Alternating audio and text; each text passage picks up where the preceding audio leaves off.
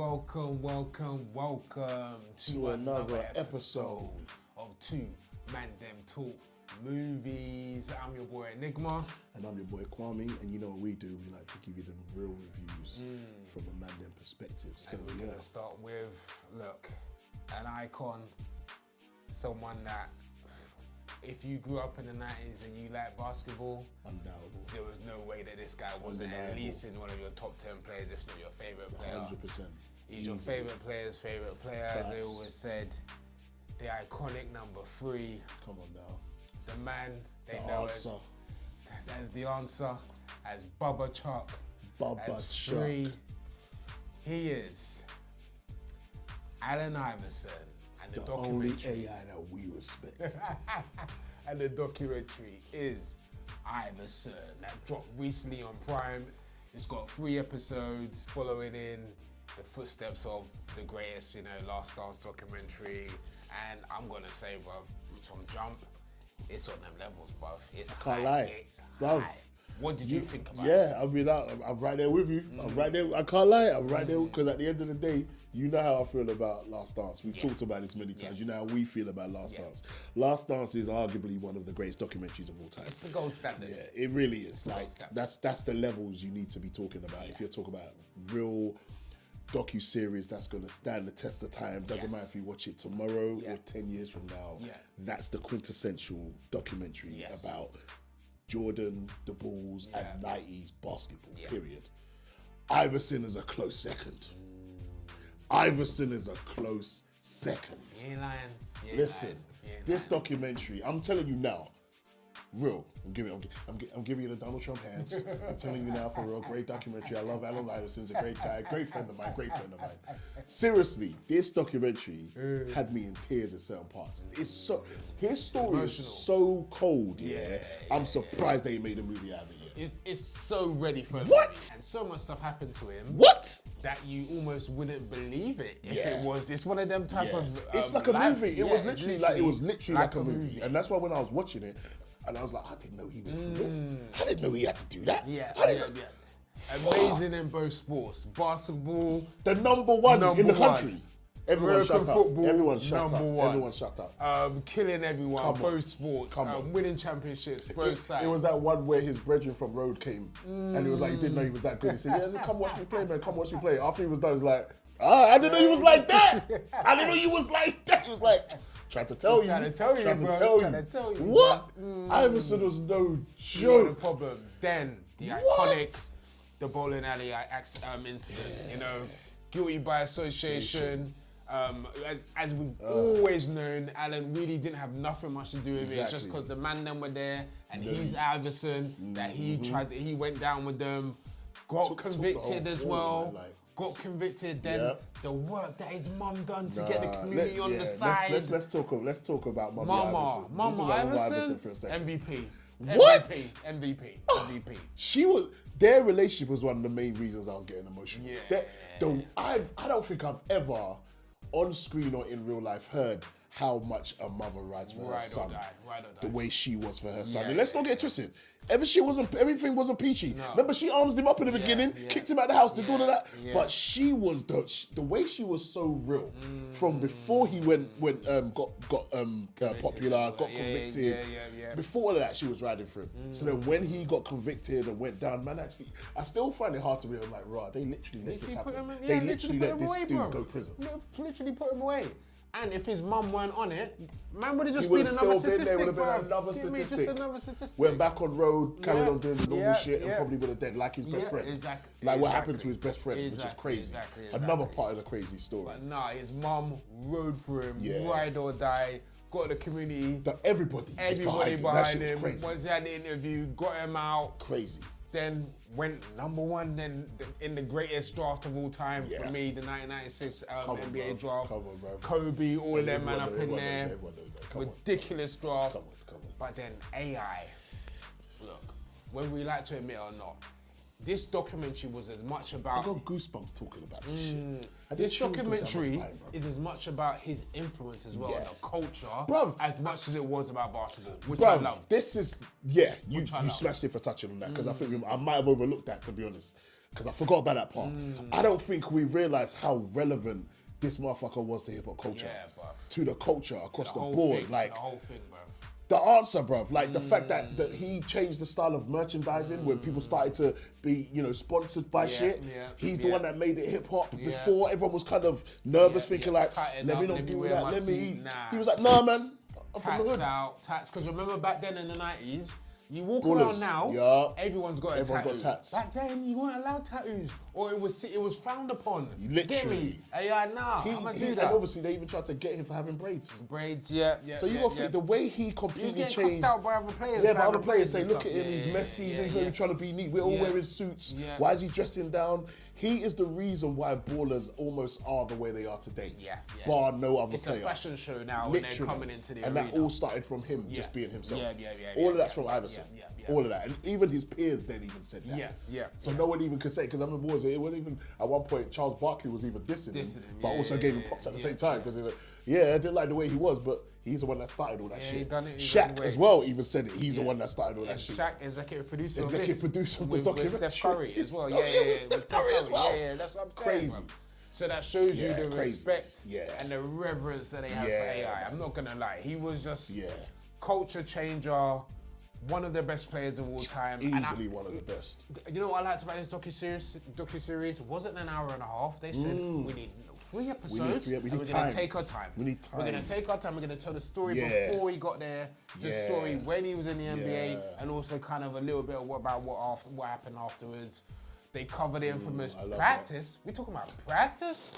Hilarious. Do you know what's funny? I'll be real. When that shit happened, like in real time, I never really got it. I was like, what's the big deal? Why does he keep saying that? Now when I was obviously watching it in context, and I was like, I get why he was jarred, and I get why he repeated it so much. Because at first I'm like, dude, man, you're looking like you can't fucking string a sentence together. Why you just keep saying practice? But now when I watch it, I understand the annoyance that he was feeling. He's thinking like it was hanging practice over his head. You're talking about practice. Like, you're talking about practice. We're talking about practice, right? Practice, not the game. Practice. Because you know that level of frustration when you're like, are you hearing the words that you're saying? Are you hearing what's coming out of my mouth? He was pissed, bro. But it made so much sense. It made sense. It's like, listen, I'm here to play the game. Fuck practice. Furthermore, I don't even care if I don't go to no practice. It's how I perform in the game. That's what matters. But that's what I'm saying. What the problem was, obviously, back then, is they didn't like a lot of shift in the NBA. NBA was trying to be like the NFL too much. You know what I mean? It's trying to be all prim and proper. And it was like, dude, you got to let people be themselves. And AI with the rapping as well. He was one of the first. He was one of the first. Allowed man Shaq's the original. Shaq is the guy. Shaq's the guy. And people sleep on how good Shaq was. Facts. No, is. Really. Sorry, I have to say is because he recently released something. He released something a couple weeks ago. He can still bar. He can still spit. Like with the best of them. And I'm not talking about best of ballers, best of rappers. He's hard. That's it, Naj, you know. Shaq is that good. I don't care what nobody says. He's hard. Remember he sat on a Biggie tune and did not sound out of place. Thank you for finishing the sentence. That's all I'm gonna say. And not many people could do that. Can't do that. Shaq? Listen, don't ever sleep on Shaq. Don't ever sleep on Shaq. But AI. AI. The influence, crazy. The impact on the culture, crazy. Even the fact that when he went to Reebok, choosing Reebok overnight. That as well. Changing the game for Reebok as well. Ridiculous, bruv. The fact that he even made that decision, he made a decision that for one, most people may not have even made, because we've heard the stories of other ballers who threw away shoe deals and just took the small money for the moment.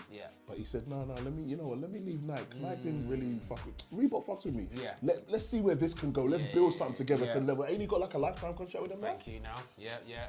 Lifetime ambassador, all of that. Come on, man. His the answers still being produced, blah blah blah. Like he made the right choice. He made the right choice. And that's another thing. It's like one thing the main thing I think I like about AI is the family aspect. Like the way he looks after his sisters, the way how close he was with his uncles. When his uncle got emotional when he was saying that he was sad that he had to leave him because he had to go to the army or something. I think he had to go away. and he was like they sad both that he went could- away and kind of left yeah, him. Yeah, and he was like vexed that he weren't there to be there because they're kind of close in age, innit? Because his mum had him young and shit. But yeah, I Rode just for his sister, the relationship with him and his wife as well. him and his they wife kept as that real as well. well, bro. Yeah. Because I thought near the end they weren't. They was actually divorced, but then they got back obviously together. got back They together, got back together. which was sick. So dope. So dope. I loved the love that he had for his family. Man. Yeah, man, it was amazing. It was real. Amazing. Even his stepfather. Yeah. Stepping in but AI treated him like He was his real real dad dad. and all that. Yeah, literally, it's so deep. Yeah, I love when I can watch someone I've known for however long and still say, raw, learn this about them or learn this perspective from them. And I think AI, because he's there and he's telling the story behind all of He's it. backing everything up, and and they're backing him up. I like that, man. I just, the whole family aspect. The grandmother to his mum raising him, to his siblings, his sisters. Yeah, like you said, his stepdad, just the way he, and even his best friend, his friends. Yeah. Even that part was sad, the fact that his friends were still living that life and everyone wanted to be attached from him, but he couldn't because he's like, this is my childhood, this is my boys, isn't it? And then obviously then his best friend ends up dying. Yeah, it was sad, and it was deep. It was like I remember when his wife was saying how he didn't like to go on holidays and take breaks, so the only way she knew he could get him to go on the honeymoon was if his brethren could come along.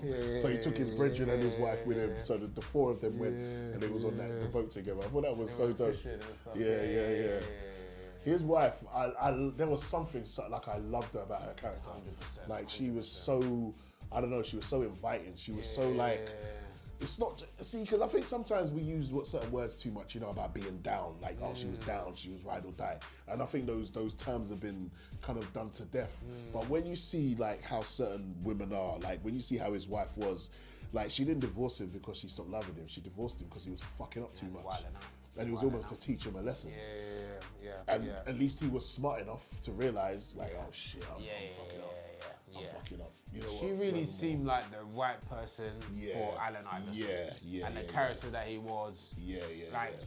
Obviously, he was kind of wild out. Still used to run with the ManDem. Could have got into a lot more trouble, but obviously she seemed to kind of anchor him. And yeah, bro, I'm not gonna lie. Really, really enjoyed it from beginning to end. We gotta go with scores. Scores 10 out of 10 for me, man. Yeah, man. 10 out of 10 for me. There's nothing. In fact, 9 out of 10. You know why? Should have been longer. Nah, I'm joking. 10 out of 10. 10 out of 10. I didn't want it to finish. I wanted them to go more. Like, the way it was so in depth was impressive to me. For real. Because they went where I didn't think it was going to go. I thought it was just going to keep it all about the basketball. No. They gave you the history. They gave you as much as they could around the basketball. Yeah. Because I remember there's one point when it returned to the basketball, I was like, oh yeah. You've been talking about everything else. He plays ball, don't he? Like, we forgot. Jeez. Yeah. How cold he was. Crossing up Jordan and all of that. What? Oh, ridiculous. But bro. Love it. Have to join in with a 10 out of 10. Highly recommend it. Again, as we said from the beginning, if you're a 90s basketball fan, it's a wrap for you. It's totally a wrap. Just even if you do just like interesting documentaries, this is really interesting because as KW said, his story sounds like a movie. If they weren't here telling it, you would think that it's a movie, and they made the script up because his story is absolutely crazy.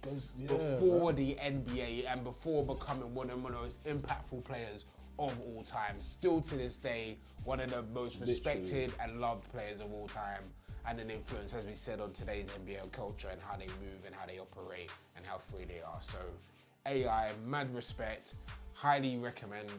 Definitely, guys, please check this one out, man. Please. Imagine they called him the little guy. I always thought that was hilarious. Imagine man's 6'1", but he's still known as the little guy because everybody's so hench. So big, especially back there. You know what I mean? Jeez, man. Bubba Chuck, you know. But look, as always, thank you guys for watching, man. If you could, as they always say, smash that subscribe button. If you could, smash a like, please. That would be much appreciated. All engagement goes such a long way with us, man. So please, if you could, we really appreciate that. Thank you, as always, for the love. And we'll be back with some more reviews. I've been your boy Enigma. And I've been your boy Kwame. And we be the two men that talk movies. Yeah, peace.